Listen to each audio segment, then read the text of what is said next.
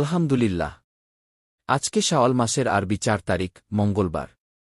যে কোনো সময় আপনি ভিডিওটি দেখছেন। নবীজির শিখানো ছোট্ট একটি গুনাহ মাফের দোয়া এটি।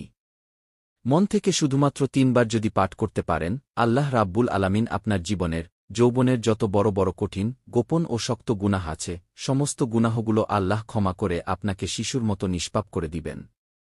আল্লাহু আকবার। একটি গুনাহও আর আপনার জীবনে বাকি থাকবে না। এত শক্তিশালী, এত পাওয়ারফুল শ্রেষ্ঠ গুনাহ মাফের দোয়া এটি।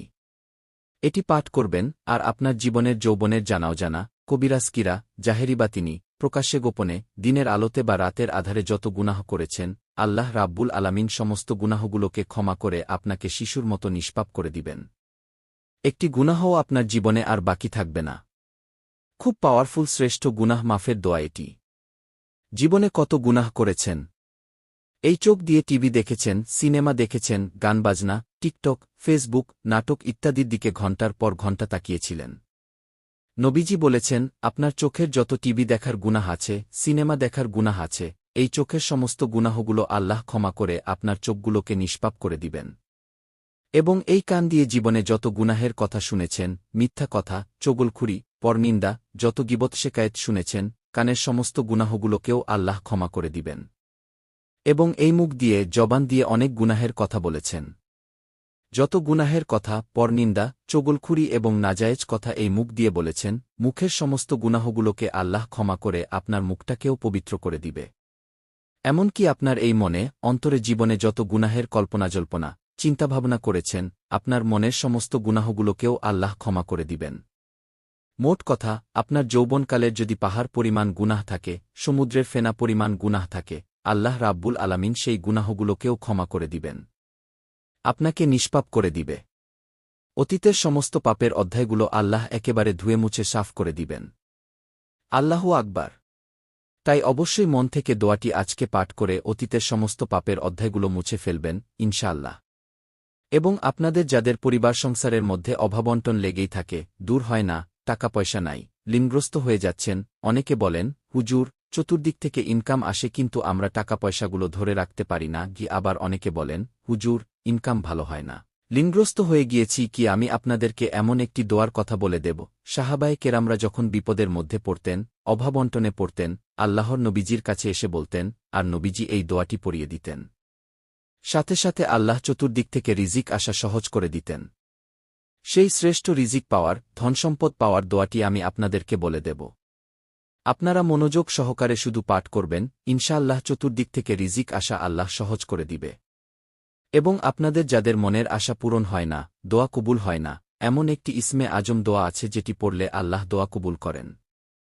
নবীজি বলেছেন, আল্লাহর কসম করে বলছি, যে আল্লাহর হাতে আমার প্রাণ, ওই আল্লাহর কসম, এই দোয়া পড়ে আল্লাহর কাছে কোনো কিছু চাইলে আল্লাহ ফিরায় না, যা চাইবেন আল্লাহর কাছে, তাই পেয়ে যাবেন।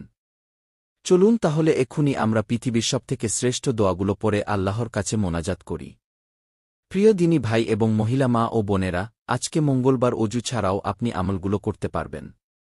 সর্বপ্রথম আপনি তাওবাতুন নাসুহার নিয়ত করতে হবে। আপনি মনে মনে বলুন, আল্লাহ, জীবনে যত গুনাহ করেছি, ভুল করেছি, অন্যায় করেছি, আর জীবনে কখনো গুনাহ করব না, এটি বলে আপনি দোয়াটি পাঠ করবেন। নবীজি বলেছেন, সমস্ত আদম সন্তান গুনাহগার, তার মধ্য থেকে সবচেয়ে শ্রেষ্ঠ তারা, যারা আল্লাহর কাছে প্রতিদিন তওবা করে। আল্লাহু আকবার। চলুন তাহলে এক্ষুনি আমরা জীবনের সমস্ত গুনাহগুলো ক্ষমা হওয়ার জন্যে নবীজির শিখানো দোয়াটি পাঠ করি। তার পূর্বে নবীজির প্রেম ভালোবাসা মনে নিয়ে ৩ বার দরুদ শরীফ পাঠ করুন। কারণ দরুদ ব্যতীত দোয়া আসমান ও জমিনের মাঝখানে ঝুলন্ত অবস্থায় থাকে। চলুন পাঠ করি। আল্লাহুম্মা সাল্লি আলা মুহাম্মাদিন আবদিকা ওয়া রাসুলিকা, ওয়া সাল্লি আলাল মুমিনিনা ওয়াল মুমিনাত, ওয়াল মুসলিমিনা ওয়াল মুসলিমাত। আশা করি সুন্দর করে দরুদ শরীফটি পাঠ করতে পেরেছেন। এবার জীবনের সমস্ত গুনাহগুলো ক্ষমা হওয়ার জন্য নবীজির শিখানো এই দোয়াটি পাঠ করি। আল্লাহুম্মাগফিরলি জাম্বি কুল্লাহু, দিয়াক্কাহু ওয়া জিল্লাহু, ওয়া আওয়ালাহু ওয়া আখিরাহু, ওয়া আলানিয়াতাহু ওয়া সিররাহু। আশা করি সুন্দর করে পাঠ করতে পেরেছেন। আপনাদের যাদের অভাবন্টন লেগেই থাকে, তারা রিজিক আসার এই দোয়াটি পড়ুন। আল্লাহুম্মা ইন্নি আউজুবিকা মিনাল হাম্মি ওয়াল হাজানি, ওয়া আউজুবিকা মিনাল আজনি ওয়াল কাসালি, ওয়া আউজুবিকা মিনাল জুবনি ওয়াল বুকলি, ওয়া আউজুবিকা মিন গালাবাতিদ দাইনি ওয়া কাহরির রিজালগু। পাশাপাশি এই দোয়াটিও পড়ুন, আল্লাহুম্মাকফিনি বিহালালিকা আন হারামিকা, ওয়া আগনিনি বিফাদলিকা আম্মান সিওয়াগু। যাদের দোয়া কবুল হয় না, তারা এই ইসমে আজমটি পাঠ করুন।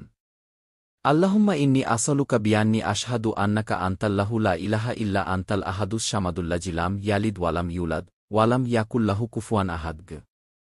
চলুন এবার আমরা মোনাজাত করি। আল্লাহুম্মা আমিন। আলহামদুলিল্লাহি রাব্বিল আলামিন।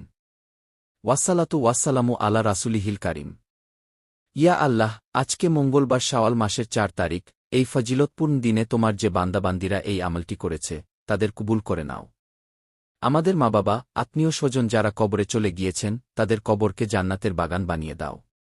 আমাদের জীবনের সমস্ত গুনাহ খাতা মাফ করে দাও।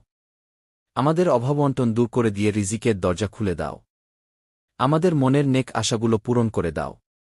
আল্লাহ, আমাদের মৃত্যুকালে যেন কালিমা নসিব হয়, লা ইলাহা ইল্লাল্লাহু মুহাম্মাদুর রাসূলুল্লাহ সাল্লাল্লাহু আলাইহি ওয়াসাল্লাম। প্রিয় দিনী ভাই ও বোনেরা, আপনারা যারা আমলটি করেছেন, তারা কমেন্ট বক্সে আমিন লিখুন এবং ভিডিওটিতে একটি লাইক দিন। আল্লাহ আপনাদের মক্কামদিনা যাওয়ার তৌফিক দান করুন। আমিন। আসসালামু আলাইকুম ওয়া রহমাতুল্লাহি ওয়া বারাকাতুহু।